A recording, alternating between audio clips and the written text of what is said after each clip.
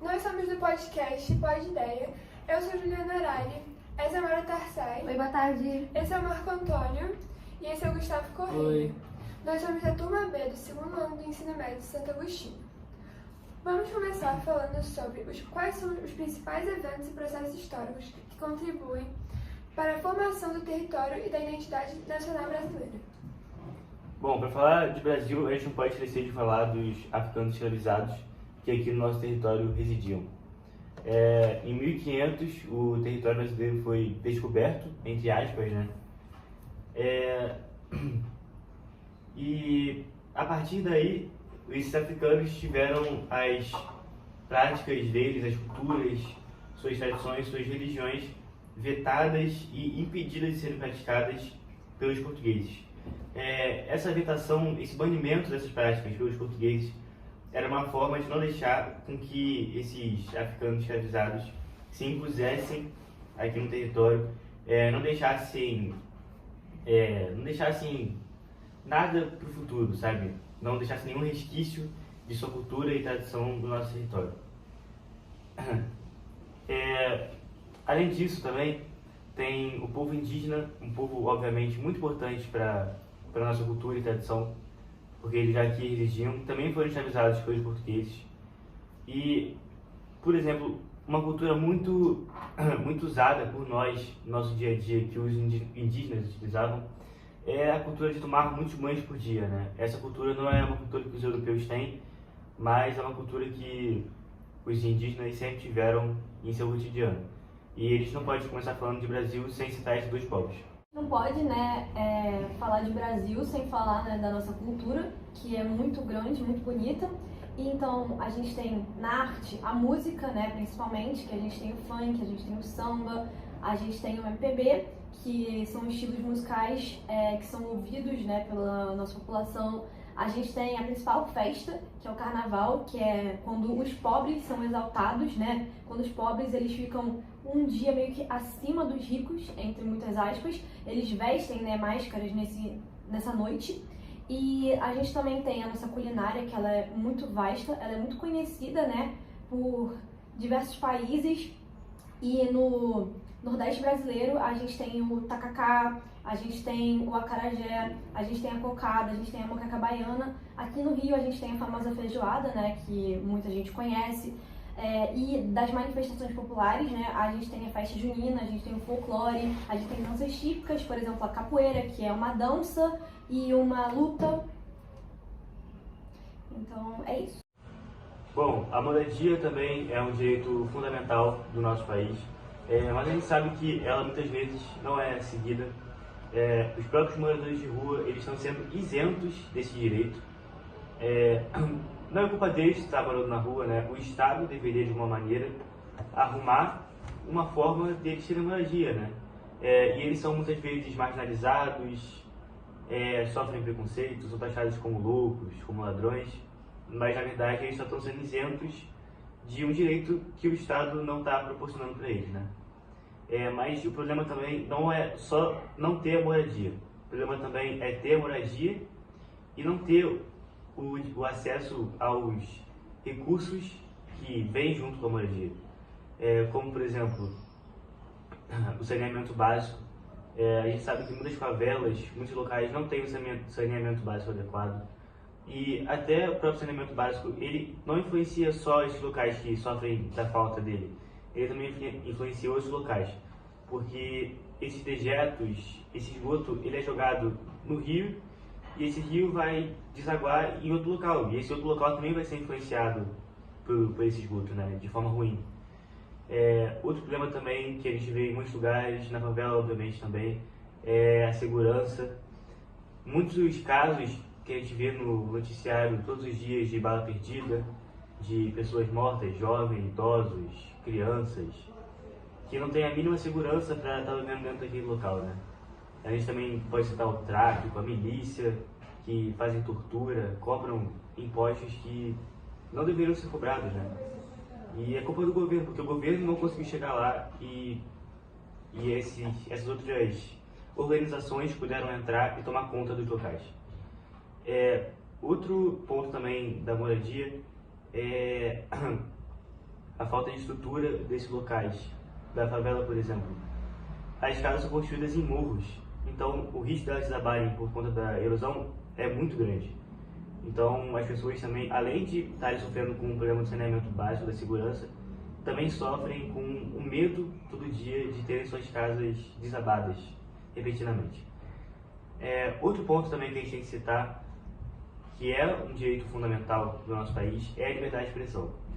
Mas, primeiro, a gente tem que saber, né, que levantar a pauta de até que ponto vai essa liberdade de expressão. Como até como o Monark, né, o caso dele, em que ele falou muito absurdo, e aí depois quis se defender que dizendo que era direito dele. Sim, o Monark, ele falou que deveriam existir partidos nazistas legalizados. Isso, obviamente, é loucura, ele não pode falar uma coisa dessas. A gente sabe que diversos povos foram torturados, foram mortos por conta desse regime nazista. E isso não é liberdade de expressão. Isso, ele está atacando vários povos que sofreram com essas injúrias e não está de fato utilizando os direitos deles de liberdade de expressão. Também existem muitos jornais que tendem a um lado. Por exemplo, o jornal tende à direita, tende a ir para a direita ou para a esquerda. Tende a escrever matérias de um certo político e não escrever de outros. Tende a falar bem de um político e não falar bem de outros. A gente sabe muito bem que existe um favoritismo desses jornais com certas ideologias, certos candidatos e etc. E também a gente tem que pensar que a fake news está muito atrelada a essa liberdade de expressão, porque será mesmo que a gente pode dizer tudo o que a gente pensa sem saber de fato aquele assunto? Então essa pauta é muito importante também, é um ponto muito importante de ser levantado. Sim, a liberdade de expressão, ela pode ser tanto boa quanto ruim, né? Porque ela pode tanto ser censurada, mas é um direito, né, do ser humano poder se expressar, mas ela tem que ser expressada de acordo com respeito, né? Tem que ter respeito mútuo entre as pessoas. Eu não posso chegar e falar qualquer coisa pra você só porque é o que eu penso, mas eu tenho o direito de me expressar se eu me expressar educadamente pra você, mas eu não posso chegar e te ofender. Então eu acho que muitas pessoas também, elas não pensam nisso. Agora podemos começar a discutir sobre a importância dos direitos fundamentais. Tá, a gente fala primeiro, né, de saúde, que é um tópico muito importante, e no Brasil a gente tem o SUS, né, que é o nosso Sistema Único de Saúde, e a saúde, ela tem que ser, né, um direito comum a todos, só que a gente vê exemplos, né, no dia a dia, diariamente, que nos revelam que esse direito não é seguido. Por exemplo, a gente tem muitos problemas com a falta de médico nos hospitais, né? Uma fila enorme com 3 médicos para poder atender essas pessoas. Então são diagnósticos rápidos, curtos e para poder ser uma coisa dinâmica, para poder atender a todas as pessoas que estão precisando dessa necessidade na hora. A gente também, né, tem o hospital, ele é precário, às vezes pode não ser tão limpo, não ser tão arrumado, porque também não tem tanto investimento lá. E o que mais é positivo, né, vamos dizendo, é que muitas vezes os estudantes, né, de medicina, eles são levados para poder fazer residências e estudos lá nos hospitais públicos, e aí eles acabam ajudando, né, esses médicos para poder somar também, né, com eles na hora de fazer os exames e poder ajudar mais pessoas, né. Aí a gente também tem, né, educação, que é muito importante, só que a gente tem a evasão escolar, que é uma coisa muito frequente com os alunos, principalmente quando uma pessoa é mais pobre e aí ela precisa, uma criança, né, pobre que precisa ajudar a família em casa, e aí ela tem que trabalhar na rua e aí ela não consegue mediar entre estar na rua trabalhando para levar sustento para casa e estudar, então acaba que ela tem que sair. Isso é um exemplo bem frequente, né? Outro exemplo que a gente tem também é a falta de interesse, bullying, né? Que tem ameaça ou um aluno bate no outro. Então, até mesmo os professores muitas vezes, né? E a gente também tem que falar que as escolas públicas sofrem muito, né, com a precariedade de estrutura, né? A falta de estruturas boas E então eu queria falar um pouco do ECA, né, que é o Estatuto da Criança e do Adolescente, que tem uma lei que é do artigo 4, que diz: determina que é dever da família, da sociedade e do Estado garantir direitos como saúde, educação e lazer. Então podemos ver, né, que a educação é uma coisa que é um direito, né, da criança e do adolescente. Outro que a gente pode falar é que, já que a gente já está nesse ramo de educação, que é o artigo 53, que garante o direito à educação de qualidade e igualdade de acesso ao ensino. Enfim, agora podemos passar para a moradia. Bom, a moradia também é um direito fundamental. Ela muitas vezes não é seguida. A gente vê diversos moradores de rua que não deveriam existir, porque a moradia deveria ser um direito fundamental e esses moradores de rua estão sendo vetados desse direito. O Estado deveria, de alguma maneira, fazer com que esses moradores de rua tivessem uma moradia, um lugar para se viver.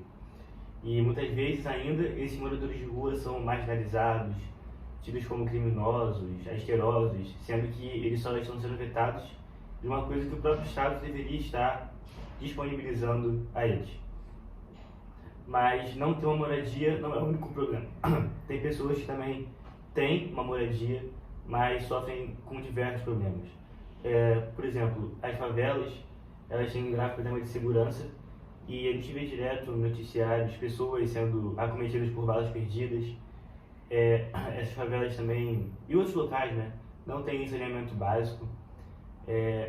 Esse fato de não ter o saneamento básico não afeta só a favela, o lugar que não tem o saneamento básico, afeta também outros locais, porque esse rio onde vão ser desaguados, despejados esses dejetos, ele vai desaguar em algum lugar, e esse lugar que o rio vai desaguar também, obviamente, vai ser acometido por esses dejetos, que podem trazer diversos problemas da saúde. Outro problema também que acontece muito nas moradias e principalmente, novamente, nas favelas, são os desabamentos que ocorrem por conta da erosão. As favelas são construídas em morros que não têm estrutura para que estejam. Eu li recentemente que a sua liberdade de expressão termina quando a do outro começa. Então você não pode somente agredir alguém ou difamar alguém e depois alegar que você estava no direito da sua liberdade de expressão. Eu vejo muita gente usando a liberdade de expressão como escudo para poder ser ofensivo e preconceituoso, que inclusive preconceito esses que são crimes como homofobia, racismo, machismo e misoginia, entre outros preconceitos, estão presentes no Código Penal como crime. Então, não só como você não pode fazer isso, mas como você deveria ser preso. Mas a gente sabe que essas leis não entram em vigor. E até por isso o Brasil é um dos países mais preconceituosos, sendo, por exemplo, um dos que mais mata pessoas trans e travestis no mundo. Mesmo tendo países que têm a pena de morte como punição a esses crimes. Então, é um cenário que a gente tem que realmente refletir sobre.